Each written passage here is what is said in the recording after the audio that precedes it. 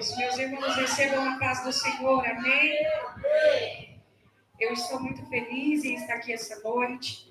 Quero glorificar a Deus por essa rica oportunidade de poder mais uma vez falar e fazer menção do nome do Senhor. O Senhor me deu uma palavra e eu tenho certeza que essa palavra ela tem endereço para o coração de alguém. E eu gostaria que você abrisse a sua Bíblia comigo no livro de Zacarias, capítulo de número 4. E enquanto você procura, eu aproveito para agradecer a Deus, em especial pela vida do pastor Rubens, da sua esposa, irmã Márcia, eles que são amigos e que sempre me permitem fazer parte desta igreja e sempre me dá a oportunidade de poder falar do Senhor neste altar. Então eu deixo registrada aqui a minha gratidão a Deus pela vida do pastor Rubens e da sua esposa, assim também como a todos os obreiros da casa, em especial a vida do meu pai, da minha mãe. Deus abençoe em nome de Jesus. Que o Senhor continue guardando a saúde, a vida de vocês. E eu me sinto muito honrada por ter pais como vocês, que abençoam e que acreditam no meu ministério. Eu amo vocês.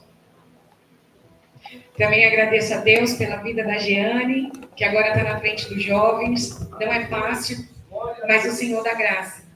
Quando Deus quis me fazer avançar um degrau no mundo espiritual, Ele me colocou para ser líder de jovens.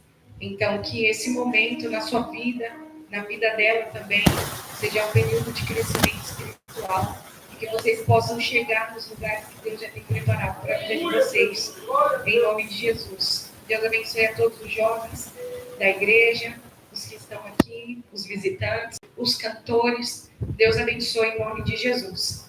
Quantos acharam a palavra do Senhor? Diga, eu amo a Bíblia.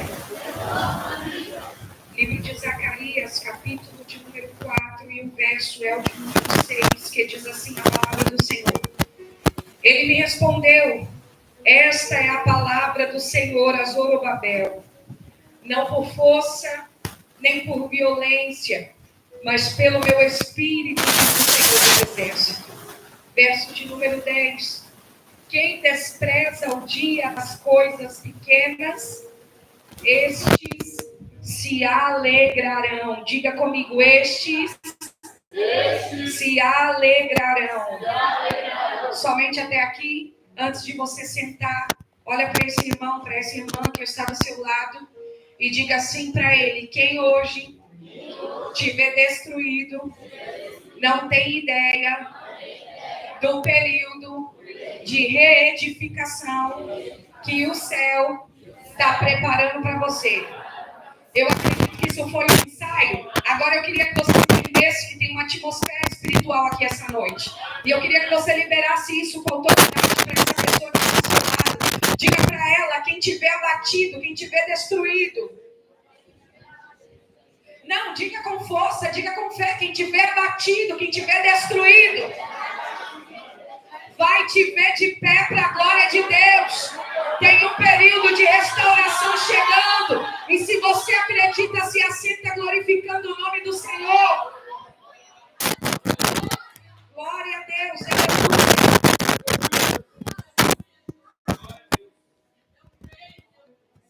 Glória a Deus. Meus irmãos, eu gostaria muito que vocês prestassem atenção na introdução dessa palavra, para vocês entenderem tudo que Deus quer falar aqui essa noite. Porque quando a gente fala sobre o livro de Zacarias, nós estamos falando de um período muito difícil para o povo de Israel, para o povo ao qual Deus havia escolhido como seu povo. Porque a essa altura do campeonato, eles tinham acabado de sair do exílio, de sair do cativeiro. E os estudos dizem que quando eles saem desse período, Deus dá para eles algumas tarefas ao qual eles deveriam fazer. E Deus tem a ideia de levantar 2 profetas. Dentre esses profetas, Deus levanta no mesmo tempo Ageu e Zacarias. Deus levanta Zacarias para profetizar para o lado material. E Deus levanta Ageu para profetizar para o lado espiritual. A verdade é que quando a gente olha para o livro de Jeremias, nós vamos perceber que tudo que Deus queria era que o povo não tivesse vivido o período do cativeiro. E por diversas vezes Deus vai alertar o povo, falando com eles de forma didática e dando sinais de que se eles não mudassem a vida espiritual deles, eles iam padecer a espada de Nabucodonosor.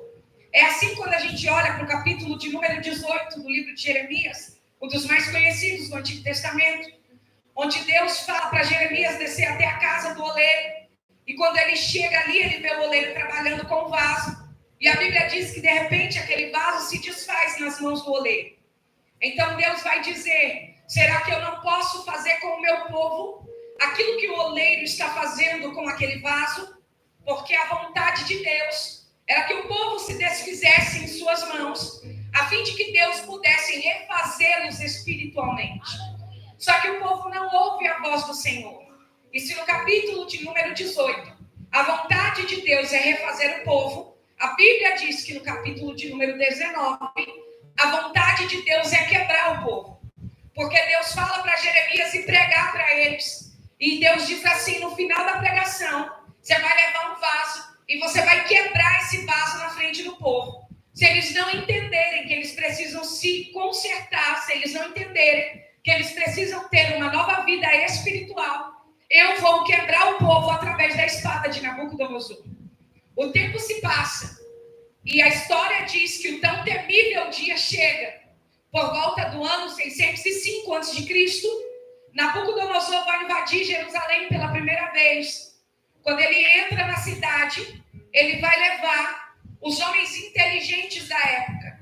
Dentre esses homens está Daniel, está Ananias, Azarias e Misael.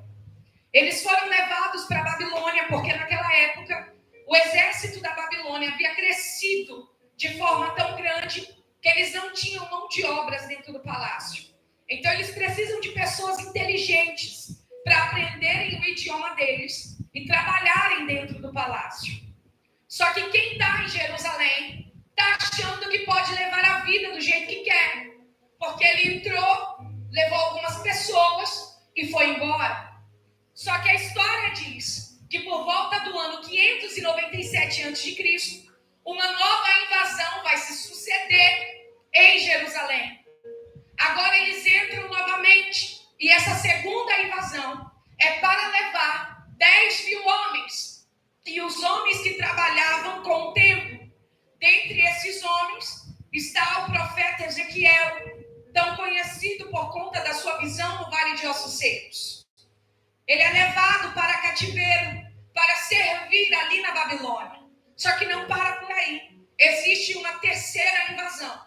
E nessa terceira invasão, nós podemos supor que era a pior de todas elas. Porque agora ele entra, mas ele não entra para levar ninguém. Ele entra para destruir a cidade. Então ele destrói os muros, ele destrói o templo, ele leva os materiais de ouro e de valor que havia dentro do templo e tudo que era de arquitetura da cidade de Jerusalém, eles destroem, ao ponto de Esdras dizer no seu livro que a cidade de Jerusalém se tornou uma cidade debaixo de escombros.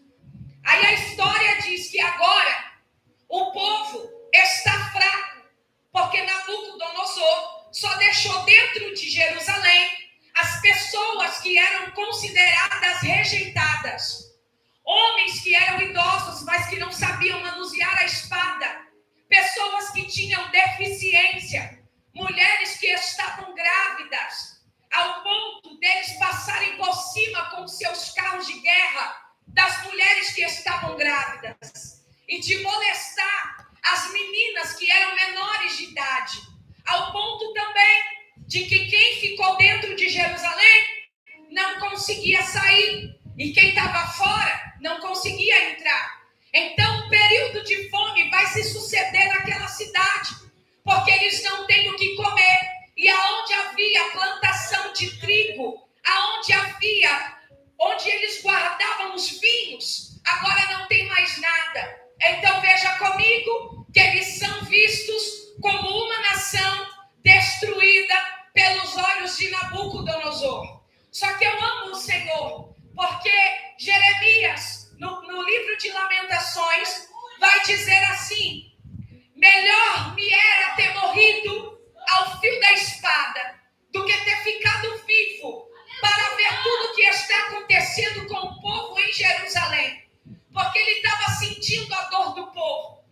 Mas olha que intrigante.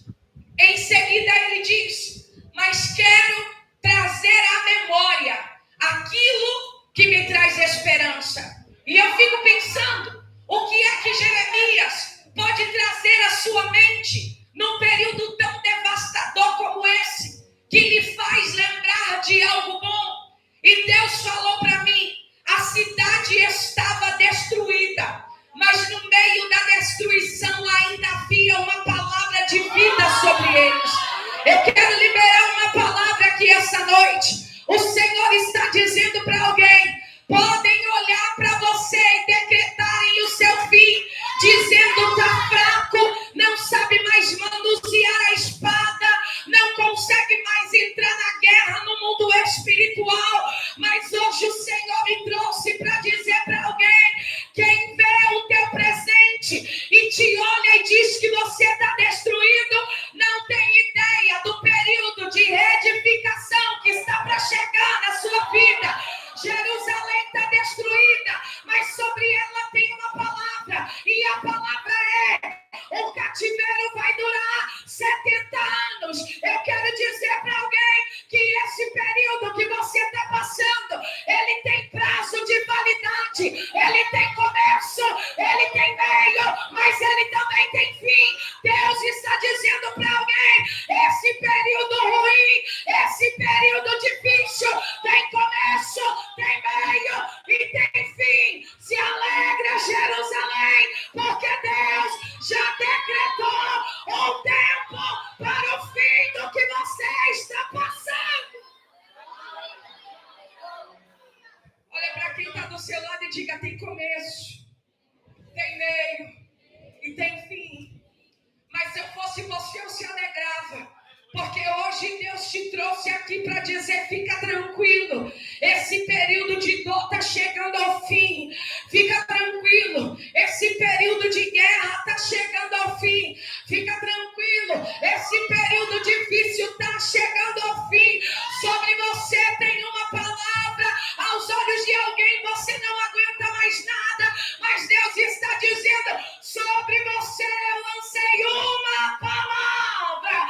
Hoje é noite de trazer à memória aquilo que te dá esperança. O que foi que Deus te prometeu? O que foi que Deus falou sobre você? O que foi que Deus disse que faria na tua casa? O que foi que Deus disse que faria na tua vida? Deus está dizendo: traz a memória, porque eu vou começar a agir. Traz a memória, porque eu vou começar a trabalhar. Traz a memória aquilo que te dá esperança.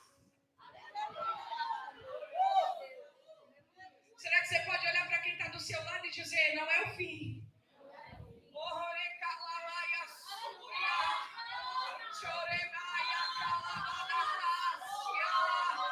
Não é o fim, Jerusalém, não é o fim. Quem te vê abatida e destruída não entende que não é o fim. Aí a Bíblia diz que sobre eles tem uma palavra. O período de 70 anos se passa. Quando esse período se passa, Deus vai levantar um rei por nome de Ciro.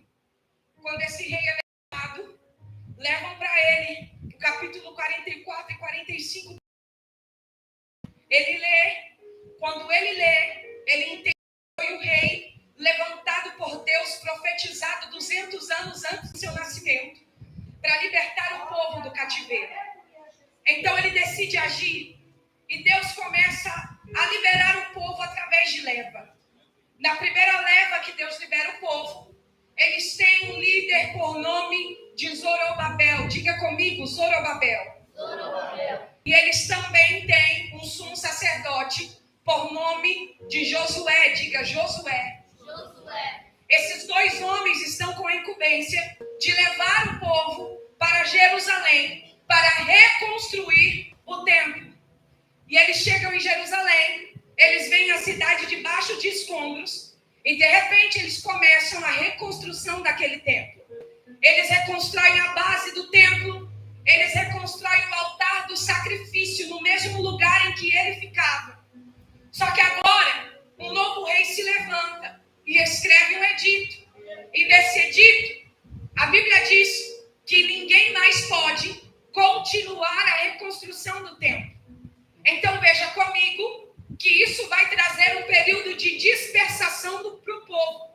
Agora, eles vão para o campo plantar e colher para si, porque não tem mais como trabalhar na obra. Foi dada uma ordem, a ordem vem do rei. Ninguém mais pode reconstruir o templo. Eles vão para o campo plantar e colher para si. Preste atenção, passa-se cerca de 14 anos e ninguém se levanta para se colocar no posicionamento e entender o que Deus queria deles. Aí Deus precisa começar a mexer as suas peças no meio do povo. Deus decide levantar Ageu para profetizar para o lado material. Quando Ageu se levanta, ele vem com uma palavra na boca. E a palavra que Ageu traz é a seguinte: vocês até plantam, mas vocês não colhem, porque é como se o valor da colheita de vocês entrasse no bolso furado e fosse caindo ao meio do caminho. Aí ele diz assim: mas eu quero que vocês se lembrem que de Deus é o ouro, dele é a prata, e o desejado das nações virá, porque a glória desta última casa vai ser maior do que a da primeira. Perceba comigo que o que Ageu estava falando nas entrelinhas era: para Deus não importa o ouro, para Deus não importa a prata, o Senhor só quer a conclusão da sua obra. E por que ele está profetizando assim? Porque naquela época era de costume dos judeus estar no campo, e todo judeu, preste atenção, tinha uma vinha. Nessa vinha se havia uma torre, e todas as noites o sacerdote do lar subia na torre com a tocha acesa. Quando ele via que uma raposa ou uma raposinha estava se aproximando da sua vinha para tomar os seus frutos, ele acendia a tocha e descia com ela acesa. E por onde ele passava, as raposas e as raposinhas corriam com medo do fogo.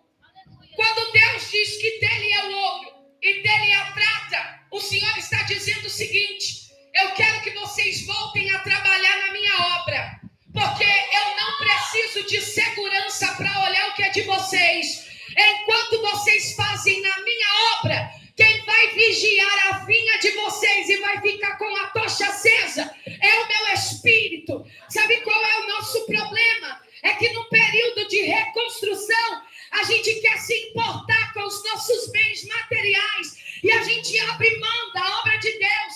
Nós abrimos mão de fazer a vontade de Deus. Só que hoje Deus está dizendo para alguém: enquanto você trabalha na minha obra, o meu espírito está com a tocha acesa diante daquilo que é teu. A raposa não vai tocar no que é teu, a raposinha não vai tocar no que é teu. Os demônios podem até se levantar, mas eles não vão colocar a mão naquilo que Deus te deu, porque hoje o Espírito Santo veio visitar este culto e ele está com a tocha acesa. E onde a tocha passa, os demônios correm. Aonde a tocha passa, Satanás corre. Aonde a tocha passa, as raposas correm. Hoje Deus está dizendo para alguém: enquanto você faz na minha obra, eu cuido e prospero daquilo que é teu.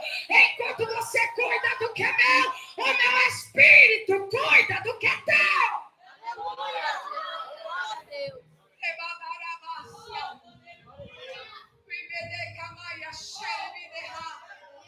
Olha para cá. Você nunca vai crescer se você estiver longe do propósito que Deus tem para você. Você pode crescer até um certo ponto, mas dali você não passa, porque você está longe daquilo que Deus tem para você. Hoje Deus está dizendo: não importa o teu ouro, não importa a tua prata, não importa no que tem dentro da minha igreja. O que importa é que a igreja é pequena e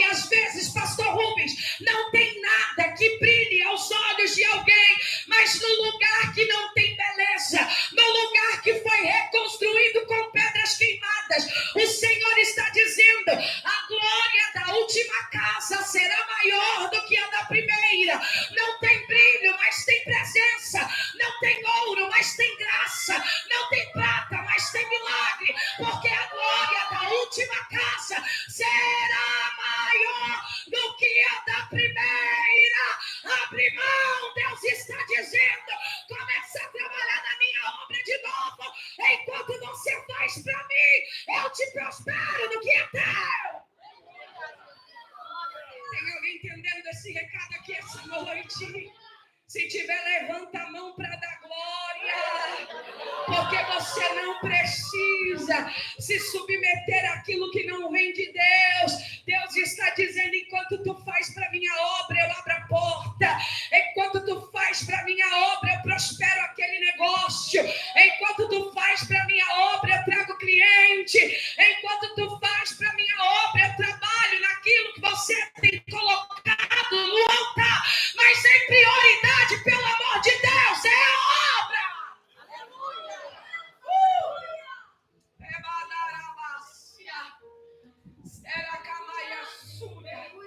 Eu estou pregando aqui, eu não estou sentindo só a graça de Deus, mas eu estou sentindo um temor aqui nesse altar essa noite. E parece, pastor Rubens, que aqui do lado de onde o Senhor está, do meu lado direito, parece que tem uma tocha acesa. E Deus está dizendo, eu estou passando e estou inspecionando a brecha, porque raposa só entra em lugar que tem brecha. Mas hoje Deus está dizendo, o meu espírito está passando para fechar essa brecha. O meu espírito está passando para colocar no lugar essa bagunça. Brecha é um buraco que se enxerga algo do lado de dentro e te deixa vulnerável. Mas hoje Deus está dizendo, eu estou fechando a tua vulnerabilidade. Eu estou tampando essa brecha. Eu estou tampando esse buraco. Chega de chegar até o meio do caminho e ter que voltar, porque a raposa entra por uma brecha que você abre. Mas hoje Deus está dizendo, o meu espírito está passando com a tocha. O meu espírito está passando com a tocha. E onde essa tocha passa e tem brecha aberta, o espírito fecha. Glória a Deus. Aí Deus levanta Ageu. Ageu profetiza para o lado material. E a maioria das pessoas vai entender o recado de Deus. Então eles começam a trabalhar no templo. Só que agora o texto vai dizer que Deus precisa trabalhar naquilo que é espiritual. Aí Deus começa, capítulo de número 3 do livro de Zacarias. A Bíblia vai dizer que Deus manda chamar no templo Josué, sumo sacerdote. E vai acontecer uma reunião ali dentro do templo. A Bíblia diz que o próprio Satanás, depois você lê em casa, Zacarias capítulo de número 3, vai se levantar e se opor contra Josué, quando chamam ele missionariamente para recomeçar a obra. E aí Satanás diz assim, ele não pode, porque as vestes dele estão sujas. Aí tem um anjo no meio da reunião que se levanta, olha para Josué e diz assim, se o problema é as vestes, manda trazer veste nova, porque o que Deus tem na vida de Josué não vai ser paralisado pela cor das vestes que ele tem. Eu preguei aqui terça-feira e eu disse, naquela época não era fácil você ter vestes limpas, porque para você ter vestes limpas você tinha que ter disponibilidade de entregar ela para o lavandeiro. Não era qualquer pessoa que lavava as vestes das pessoas naquela época. Era a função de lavar, era algo que vinha de pai para filho. Então, lavandeiro naquela época era de fato um cargo muito importante. E então a pessoa que tinha esse cargo passava todos os dias no meio da cidade com uma bacia nos ombros e gritando, tem alguém com vestes sujas para lavar? Se tiver, o lavandeiro está passando. Tem alguém com vestes sujas? Traz, porque o lavandeiro está entrando. Aí a pessoa que tinha vestes sujas levava as vestes para fora. O lavandeiro andava com um caderno. Ele tirava o caderno do bolso, anotava o nome da cada pessoa e levava a roupa dela para o seu campo. No campo do lavandeiro, Paloma, havia uma pedra extensa. O lavandeiro pegava as vestes da pessoa, estendia naquela pedra e passava o seu sabão. A história diz que o sabão do lavandeiro tirava qualquer tipo de mancha das vestes. E ele pisava em cima dessa roupa. E quanto mais ele pisava, mais limpa aquela roupa ficava. Quanto mais ele pisava, mais alvejada aquela roupa ficava. Ao ponto de abrir feridas nos pés do lavandeiro. E quando abria aquelas feridas, entrava a química do sabão por ela. E quando a química do sabão penetrava no sangue do lavandeiro, ele morria. Veja comigo, ele era alguém que não vivia muito tempo. Mas mesmo sem viver muito tempo e sabendo que teria uma morte precoce, ele não deixava de pisar sobre as vestes de alguém para deixar aquela pessoa limpa. Veja se não tem um lavandeiro em nosso meio essa noite. A Bíblia diz que ele morreu aos 33 anos de idade. Isaías, capítulo de número 53, vai dizer: e pelas suas pisaduras nós fomos sarados. Eu imagino Jesus, Pai, pisando no caminho do Gólgota. Alguém olhando para ele dizendo: morreu, acabou, não tem mais jeito. Mas na mente de Jesus, pastor Rubens, ele gritando e dizendo: enquanto eu piso aqui, eu dou à minha igreja um novo tempo. Enquanto eu piso no caminho do Gólgota, eu deixo a veste da minha igreja limpa. É por isso que quando ele está na cruz do Calvário, ele vai gritar dizendo: Tetelestai, que significa está pago, está consumado. O que ele estava dizendo era: eu pisei no caminho do Gólgota como um lavandeiro, agora o meu sacrifício está pago e a minha igreja tem vestes limpas para fazer a minha vontade. Eu vim aqui essa noite para dizer para alguém que a cor das suas vestes não vai te impedir de servir a Deus. A cor das suas vestes essa noite não vai te impedir de adorar a Deus, porque o lavandeiro está na casa e ele está dizendo: tem vestes limpas, tem vestes limpas, tem vestes limpas.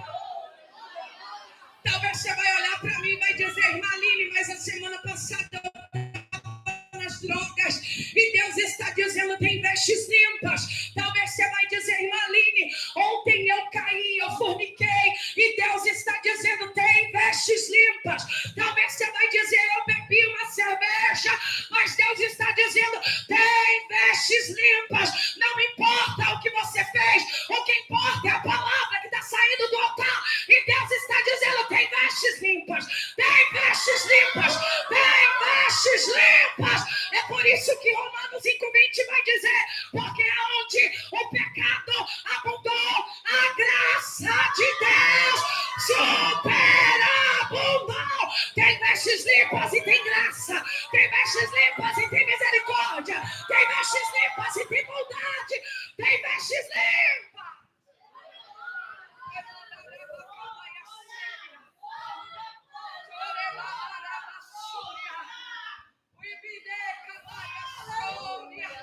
Olha para quem está do seu lado e diga assim: volta a fazer o que você fazia. Diga assim: porque hoje não tem desculpa.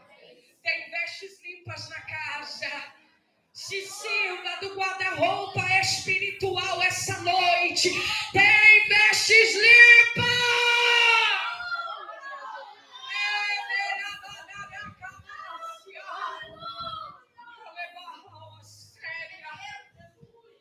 Aí o texto diz que agora aquele homem que não podia, aos olhos de Satanás, tocar nas coisas de Deus, tem as vestes trocadas. E quando as vestes dele é trocada, é como se ele recebesse uma segunda oportunidade. E agora ele começa a trabalhar na obra. Só que olha que interessante, pastor Rubens. Depois que Zorobabel vê o que Deus faz com Josué e testifica da misericórdia de Deus, Zorobabel agora quer colocar todo mundo para trabalhar no templo. algumas pessoas que não queriam trabalhar. E a Bíblia diz que ele começa a servir de violência e de poder para fazer o povo trabalhar. Aí Deus dá uma visão para Zacarias. Deus diz assim: Zacarias, fala para Zorobabel, nem por força e nem por violência, mas pelo poder do meu Espírito. Isso aqui me chamou a atenção, sabe por quê? Não adianta só a gente ter vestes limpas. Se o nosso coração não quiser trabalhar na obra, as vestes limpas não vai valer de nada. Porque Deus está dizendo: eu troco as suas vestes, mas se você quiser continuar com a tua dureza de coração, você não vai conseguir trabalhar na minha obra.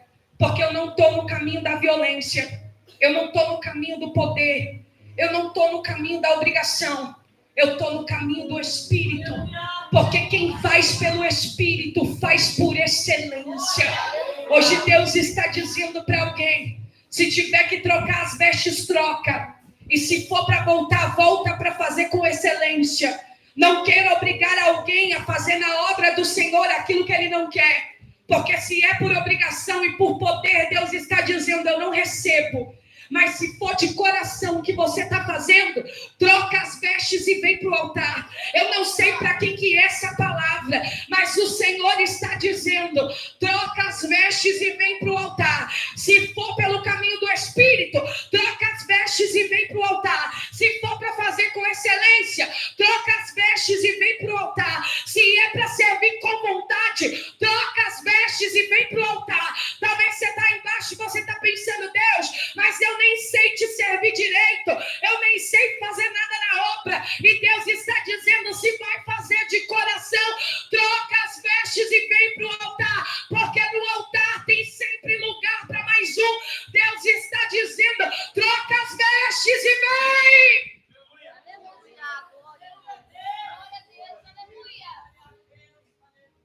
Não é porque ele dá oportunidade para todos. Você vai talvez até entender isso paradoxalmente. Mas não é porque ele dá oportunidade para todos, Amanda, que a oportunidade é para todos. Tem gente que ele vai trocar as vestes, mas só vai querer servir. Só vai querer servir se tiver alguém para obrigar. E Deus está dizendo: se for para se obrigar, não vem. Fica no seu lugar. Porque ele quer quem trabalhe pelo caminho do Espírito. Aí ele diz assim, no capítulo de número 10: quem despreza o dia das pequenas coisas, estes se alegrarão. E aqui eu fecho a minha Bíblia. Porque pra gente que troca as vestes e que vem pro altar, é tão difícil o recomeço, quando não tem alguém apontando o dedo. A nossa própria consciência nos condena por aquilo que a gente já fez. Só que hoje Deus está dizendo para alguém: quando você começar, eu entro com você na guerra. Quando você colocar o seu pé, eu piso com você no meio da guerra. Aleluia. Olha para cá. Todas as vezes, Sabrina, que a gente precisa recomeçar, a gente até começa, mas para. Porque o caminho do recomeço é difícil.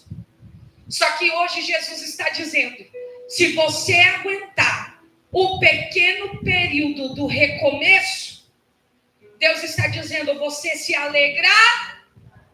Hoje eu vim pregar para alguém que olhou e disse: eu não tenho mais forças para recomeçar.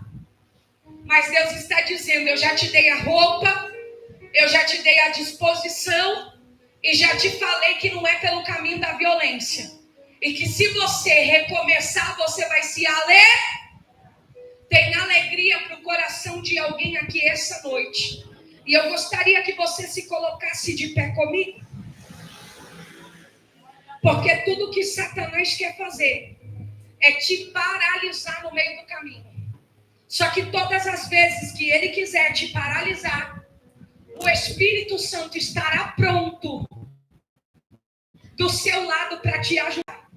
Porque o Espírito Santo é quem nos traz força no período de luta e quem traz movimento para ambiente parado.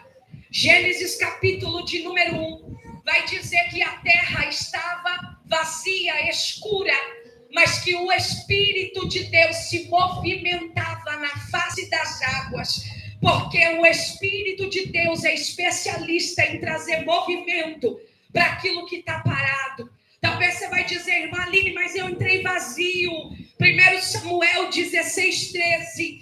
Então Samuel pegou o vaso de azeite e ungiu diante dos seus irmãos. E daquele dia em diante o Espírito do Senhor encheu e se apoderou de Davi. Não por força e nem por violência, mas pelo Espírito de Deus que ainda enche aquele que está vazio. Salmo de número 51:10. Talvez você vai olhar para mim e vai dizer, irmã Aline, mas eu não tenho alegria. E a palavra de Deus está dizendo, cria em mim, ó Deus, um coração puro e renova em mim o teu espírito reto. Não me lances fora da tua presença, nem retires de mim o teu espírito, mas torna a dar-me alegria na minha salvação e me sustém com o espírito voluntário, nem por força e nem por violência, mas pelo Espírito de Deus, que ainda traz alegria para o crente. João 14:16. Eu rogarei ao Pai e Ele vos dará outro Consolador, para que fique convosco para sempre, nem por força e nem por violência, mas pelo Espírito de Deus, que ainda consola o coração daquele que está entristecido. Atos capítulo de número 4, verso de número 31. E tendo orado, moveu-se o lugar em que estavam reunidos, e todos foram cheios, do Espírito Santo, e anunciavam com ousadia a palavra de Deus, não por força e nem por violência, mas pelo Espírito de Deus, que ainda te dá capacidade para pregar as boas novas. Eu vou entregar o microfone e eu quero saber aqui essa noite se tem alguém que, decidindo trocar as suas vestes, quer viver um novo tempo com o Senhor. Se tiver, eu quero te chamar aqui à frente, porque eu quero orar por você.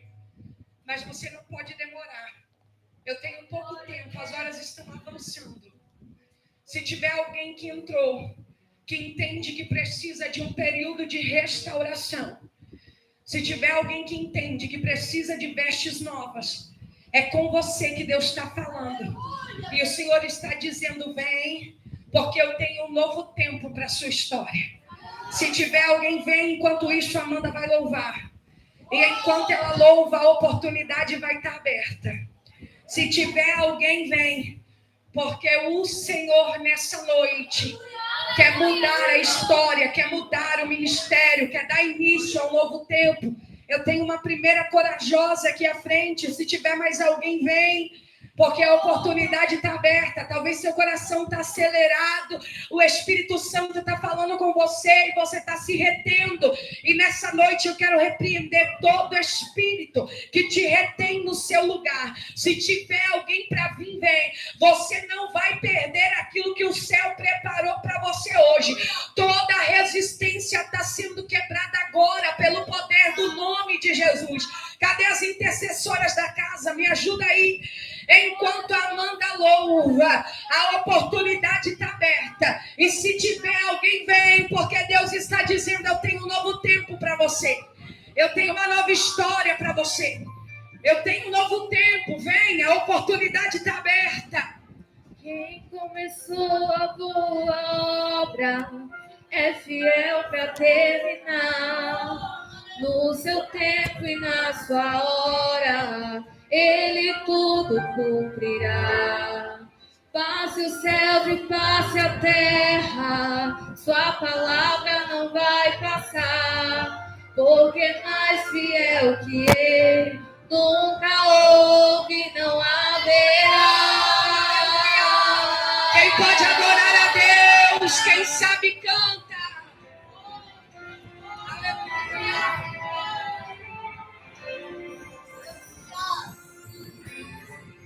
O medo vem a todo instante pra querer até roubar. Olha pra quem tá do do seu lado. Você já Diga para ele, você precisa de faz. força. Vamos lá, Agora vou com você. pare de Diga para ele, você precisa viver um novo tempo. Vamos, vou com você. Pega na mão dele, pega na mão dela, traz ele para o altar. É distante da minha realidade, preciso rasgar. Glória! Ouvir a voz de Deus bradar.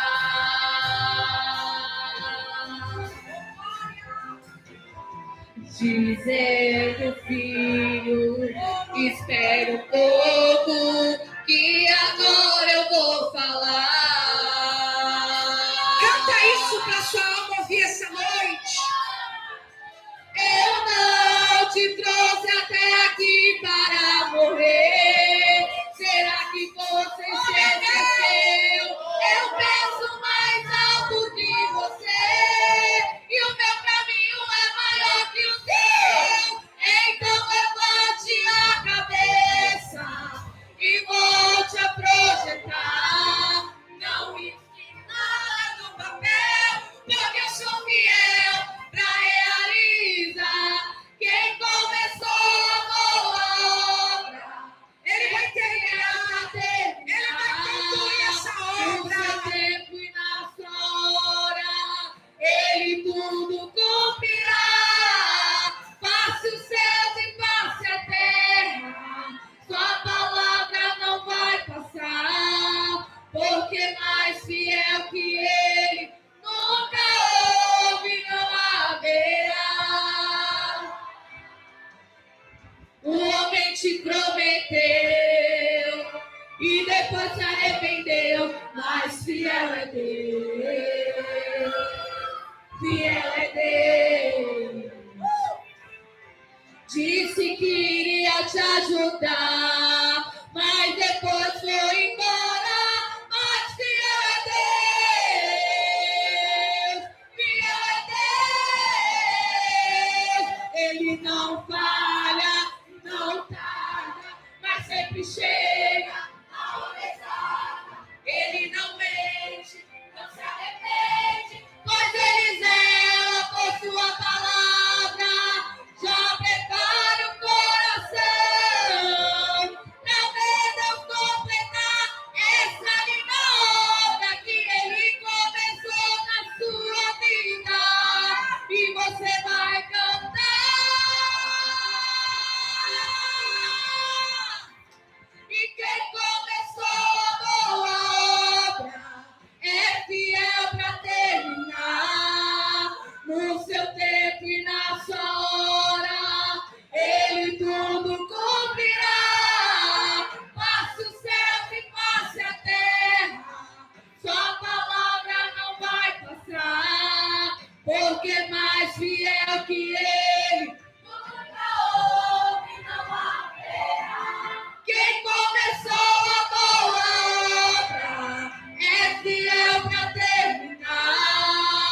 No seu tempo e na sua hora, Ele tudo cumprirá.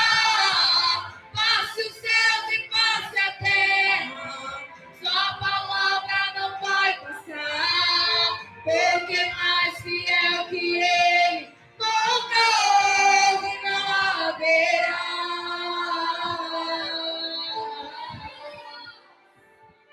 Mais fiel que o meu Deus nunca houve e jamais haverá. Qual é o nome da mocinha que veio aqui, Miguel? Deixa eu orar por você. Qual que é o seu nome? Karen. Micaele. Amém. A igreja pode estender as mãos para cá. Micaele, você está firme com Jesus? Amém. Estende as mãos para cá. Senhor, eu quero apresentar diante de Ti de forma especial a vida da Micaele. Ela que ouviu essa palavra, Senhor, e que entende que a vida dela não vai continuar do mesmo jeito. Porque o Senhor é aquele que troca as vestes, o Senhor é aquele que tem um novo tempo para a vida dela. E nessa noite, Pai, eu quero repreender no mundo espiritual todo o impedimento, Senhor, tudo aquilo que impede ela de chegar no lugar que o Senhor quer que ela esteja. Senhor, que nessa noite todo o trabalhar das trevas em prol da vida da Micaele venha perder as forças agora, e que em breve a tua filha possa contar o testemunho daquilo que o Senhor fez e daquilo que o Senhor fará. Pai, eu te peço nessa noite, cobre a tua filha, blinda ela com o teu espírito, e aonde ela pisar, pisa com ela, seja com ela em todos os momentos. Abençoe a vida dela, que a vida dela seja próspera, para que o teu nome seja glorificado. Eu também coloco diante de ti a vida dela, Senhor, desta outra moça que está aqui à frente, que o Senhor possa guardar a tua filha. Pai amado, toca, Jesus, de onde a gente não pode tocar, só o Senhor sabe, Pai amado, a mágoa, a tristeza, aquilo que tem no coração dela, e nessa noite eu te peço, Pai amado, cura, Pai, todo o trauma do passado. O Senhor é Deus por excelência, o Senhor sabe a necessidade do teu povo aqui essa noite. Eu coloco elas de forma especial na tua presença, e eu te peço, abençoe as tuas filhas, em nome do Pai, do Filho e do Espírito Santo. E quem concorda comigo, diga amém. Amém. Aplauda, Senhor.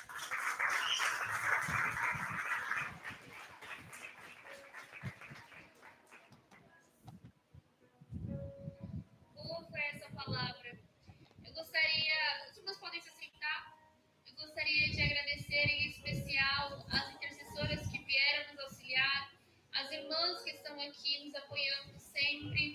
Eu gostaria de agradecer ao meu tio, meu pastor Rubens, por ter me confiado. É uma honra estar aqui, e gostaria de convidar o senhor também para encerrar o culto. Agradecer a tia Sheila, a Ainara, que nos ajudaram neste culto. Bem, eu agradeço a oportunidade em nome de Jesus. Senhor, meus irmãos, quero agradecer às igrejas que trouxeram a sua cooperação. Eu peço que os irmãos, os jovens, agradeçam os vossos pastores por ter liberado vocês para nos apoiar, prestigiar. Eu acho que essa comunhão, ela é muito, muito interessante, e vocês precisando do nosso apoio, nós estamos à disposição também para pagar essa conta para vocês. Muito obrigado. Parabéns, Machane, pelo trabalho que está sendo feito. Aos irmãos da live, Deus abençoe em nome de